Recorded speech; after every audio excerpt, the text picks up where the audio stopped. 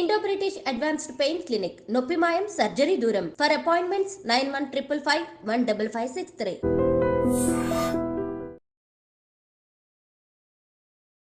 అందరికీ నమస్కారం.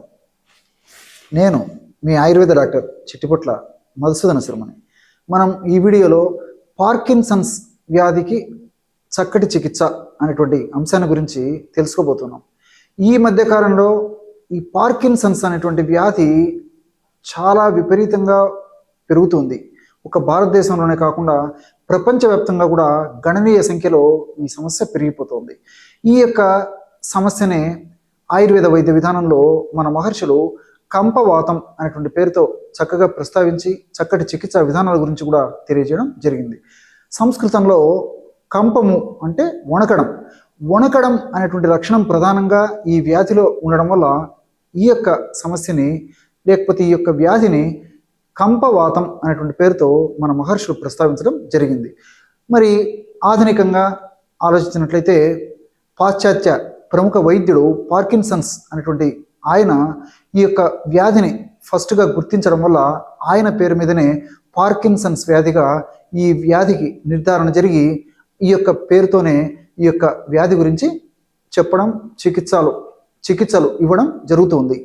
అసలు ఈ పార్కిన్సన్స్ వ్యాధి లేకపోతే కంపవాతం అనేటువంటి సమస్య ఎందుకు కలుగుతుందంటే మెదడులో డోపమిన్ అనేటువంటి రసాయనిక పదార్థం ఉత్పత్తి తగ్గిపోవడం వల్ల అది సరిగా సమర్థవంతంగా పనిచేయకపోవడం వల్ల ఈ సమస్య కలుగుతుందని చెప్పేసి శాస్త్రజ్ఞులు తెలియజేయడం జరిగింది.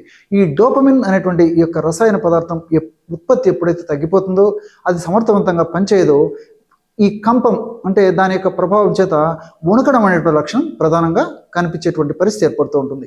ఈ వణకడం అనేటువంటి లక్షణం ప్రధానంగా ఉండి క్రమక్రమంగా ఈ యొక్క వ్యాధి ఉధృత రూపం దాల్చేటువంటి పరిస్థితి ఏర్పడుతూ ఉంటుంది. ప్రారంభంలో లక్షణాలు కొద్దిగా ఉండి క్రమక్రమంగా మరి నెలలు జరిగే కొద్దీ సంవత్సరాలు జరిగే కొద్దీ వయస్సు పెరిగే కొద్దీ సమస్య మరింత తీవ్ర రూపం దాల్చి సపోర్ట్ లేనిదే మనిషి కూర్చోవడము, నిలవడము, నడవడము లేనటువంటి పరిస్థితి ఏర్పడుతుంది. సపోర్ట్ ఉన్నప్పటికీ కూడా అడుగు వేయనటువంటి పరిస్థితి కూడా మరింత తీవ్ర రూపం దాల్చినప్పుడు కలిగేటువంటి పరిస్థితి ఏర్పడుతుంది. ఈ వణకడం అనేటువంటి ప్రధానమైన లక్షణం అని చెప్పుకున్నాం కదా.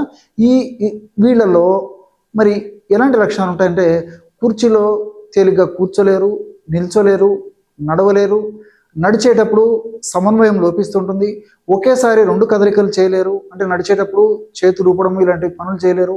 అదేవిధంగా ఆహారం మింగడం క్రమక్రమంగా కష్టమైనటువంటి పరిస్థితి ఏర్పడుతుంది. చేతులు వణుకుతుంటాయి, కాళ్ళు వణుకుతుంటాయి, తల వణికేటువంటి పరిస్థితి ఏర్పడుతుంది. అదేవిధంగా ఏవైనా గ్లాసులు మరి టీ తాగేటప్పుడు కానీ కాఫీ తాగేటప్పుడు ఇలాంటి గ్లాసులు పట్టుకున్నప్పుడు చేతులు వణికేటువంటి పరిస్థితి ఏర్పడుతుంది. ఆహార పదార్థాలు ఏదైనా తీసుకోవాలన్నా ఇబ్బంది పడుతుంటారు. ఇట్లా వివిధ రకాలైన లక్షణాలు ఉంటూ ఉంటాయి. అదేవిధంగా నిద్రలో అస్తవ్యస్తత ఏర్పడుతుంది. కొంతమంది పగటిపూట నిద్రపోయి రాత్రిపూట మేలుకునేటువంటి పరిస్థితి ఏర్పడుతుంది. క్రమక్రమంగా జ్ఞాపకశక్తి తగ్గేటువంటి పరిస్థితి ఏర్పడుతుంది. ఆహారం నవలడం కష్టంగా ఉంటుంది, మింగడం కష్టంగా ఉంటుంది. అదేవిధంగా కళ్ళు ఆర్చడము, అదేవిధంగా కళ్ళు ముయ్యడము, తెరవడం కష్టంగా ఉంటుంది. ఇలా ప్రతిదీ కండరాలకు సంబంధించినటువంటి, నరాలకు సంబంధించినటువంటి, మెదడుకు సంబంధించినటువంటి సమన్వయ లోపం చేత ఈ కోఆర్డినేషన్ అంటారు అనమాట. ఈ సమన్వయ లోపం చేత ఇలాంటి లక్షణాలన్నీ కూడా ఈ పార్కిన్సన్స్ వ్యాధిలో కలుగుతూ ఉంటాయి. ఈ యొక్క సమస్య ప్రపంచవ్యాప్తంగా విపరీతంగా పెరిగిపోతుంది కదా. దీనికోసం అని చెప్పేసి మరి ప్రపంచవ్యాప్తంగా కూడా విపరీతంగా పరిశోధనలు కూడా చేస్తున్నారు అనమాట. కానీ గత కాలంతో పోలిస్తే ఈ రోజుల్లో మరి అనేక రకాలైనటువంటి ఔషధాలు శాస్త్రజ్ఞుల సమిష్టి కృషి ఫలితంగా, నిర్విరామ కృషి ఫలితంగా అనేక రకాలైనటువంటి ఔషధాలు ఈరోజు మనకు శాస్త్రజ్ఞుల కృషి ఫలితంగా అందుబాటులో ఉన్నప్పటికీ కొంతవరకు మాత్రము సత్ఫలితాలు ఇవ్వగలిగితే మరి చాలా వరకు ఇంకా మనకు ఎన్నో పరిశోధనలు జరగవలసినటువంటి అవసరం ఎంతైనా ఉందని చెప్పేసి కూడా మనకు ఈ యొక్క పరిశోధన ద్వారా తెలుస్తుంది అనమాట. ఈ యొక్క ఆధునిక కృత్రిమ రసాయన ఔషధాలు ఈ యొక్క డోపమిన్ మీద ప్రభావవంతంగా పనిచేస్తున్నప్పటికీ మరి కొన్నాళ్ళు వాడేసరికి ఆ యొక్క ఔషధం సమర్థత తగ్గిపోవడము, అదేవిధంగా వైద్యులు కూడా తప్పని పరిస్థితుల్లో ఔషధం యొక్క డోస్ పెంచవలసినటువంటి పరిస్థితి వస్తూ ఉంటుంది. అట్లే దీనికి సంబంధించి మరొక ఔషధాన్ని తోడు చేయాల్సినటువంటి పరిస్థితి ఏర్పడుతుంది. వీటన్నిటికి తోడు మరి ఇలాంటి ఔషధాలు వాడుకోవడం వల్ల సైడ్ ఎఫెక్ట్స్ వచ్చేటువంటి పరిస్థితి ఏర్పడుతుంది. మరి ఇలాంటివన్నీ కూడా ఇబ్బందులు కూడా అధిగమించేందుకు మనం ఒక చక్కటి ప్రణాళికను ఏర్పాటు చేసుకొని వైద్యులు సూచించినటువంటి మందులను వాడుకుంటూ కూడా ఇప్పుడు మనం చెప్పుకోబోయేటువంటి ఔషధం వాడుకోవడం వల్ల ఫలితాలు చాలా సమర్థవంతంగా అద్భుతంగా ఉండేటువంటి పరిస్థితి ఏర్పడి వ్యాధి యొక్క పురోభివృద్ధి త్వరగా జరగకుండా, ఉన్నటువంటి లక్షణాలు చాలా త్వరగా పెరగకుండా చక్కటి ప్రశాంతమైనటువంటి మరి జీవనం గడిపేందుకు అవకాశం ఏర్పడుతుంది. ఈ యొక్క ఔషధాన్ని ఎలా తయారు చేసుకోవాలంటే అశ్వగంధ చూర్ణం 50 గ్రాములు, సరస్వతాకు చూర్ణం 25 గ్రాములు, వచ్చ చూర్ణం 25 గ్రాములు, జటామాంస చూర్ణం 25 గ్రాములు తీసుకోవాలి. మళ్ళీ ఒకసారి చెప్తాను చూడండి. ఔషధం ఎలా తయారు చేసుకోవాలంటే అశ్వగంధ చూర్ణం 50 గ్రాములు, సరస్వతి ఆకు చూర్ణం 25 గ్రాములు, వచ్చ చూర్ణం 25 గ్రాములు, జటామాంస చూర్ణం 25 గ్రాములు. ఈ 4 చూర్ణాలు కూడా మనకు ఆయుర్వేద ఔషధ విక్రయశాలలో పచారి కొట్టలో దొరుకుతాయి. మీరు ప్రామాణిక కంపెనీ వాళ్ళు తయారు చేసేటువంటి ఇలాంటి చూర్ణాలను వైద్యులను సంప్రదించి వాళ్ళను విచారించి తెచ్చుకొని వాడుకోవడం వల్ల చాలా సమర్థవంతమైనటువంటి ఫలితాలు కలుగుతాయి. ఈ 4 చూర్ణాలను బాగా కలిపేసి ఒక గాజు సీసాలో నిల్వ ఉంచుకొని రోజు ఉదయం ఆహారానికి ముందు ఒకసారి ఒక 10-15 నిమిషాల ముందు, రాత్రి ఆహారానికి ముందు ఒక 10-15 నిమిషాల ముందు మరొకసారి 50 మిల్లీలీటర్ల నీళ్ళల్లో 2 గ్రాములు ఈ యొక్క చూర్ణాన్ని కలిపేసి సేవించాలి. ఈ విధంగా రోజు 2 సార్లు ఈ యొక్క చూర్ణాన్ని సేవించడం వల్ల ఇంచుమించు 1 నెలకి ఈ యొక్క ఔషధం సరిపోతుంది అనమాట. ఈ ఔషధం ఈ పద్ధతిలో తయారు చేసుకుని ఆ ఔషధం అయిపోయిన తర్వాత మరలా తాజాగా తయారు చేసుకుని మరలా వాడుకుంటూ ఉండాలన్నమాట.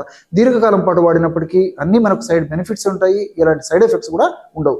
అంతేకాకుండా మరి షుగర్ లేనటువంటి వాళ్ళు కానీ, అదేవిధంగా మరీ వెయిట్ లేనటువంటి వాళ్ళు కానీ, ఇలాంటి వాళ్ళు ఈ యొక్క ఔషధాన్ని తేనెతో కూడా వాడుకోవచ్చు. కాబట్టి మీరు అవకాశాన్ని బట్టి, పరిస్థితిని బట్టి, మీ యొక్క వ్యాధి యొక్క ఉధృతిని బట్టి నీళ్ళతోగా సేవించవచ్చు, తేనెతో సేవించవచ్చు, లేకపోతే ఇదే యొక్క చూర్ణాన్ని ఒక 50 ml గోరువెచ్చని పాలలో కలిపి కూడా సేవించవచ్చు అన్నమాట. మీకు ఎలా వీలైతే అలాగా ఈ యొక్క ఔషధాన్ని సేవించవచ్చు.